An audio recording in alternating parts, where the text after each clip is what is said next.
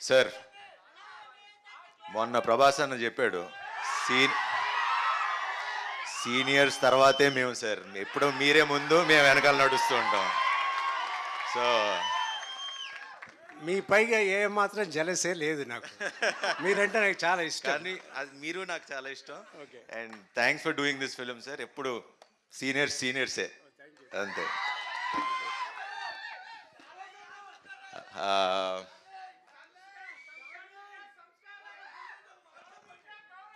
అంతే అంతే అంతే మాట్లాడి